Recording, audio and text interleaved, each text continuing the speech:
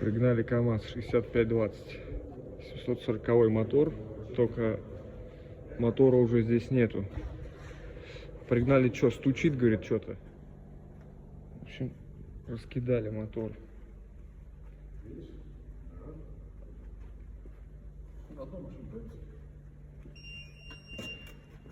Тут вот какая хуйня. А вот вторая половинка лежит.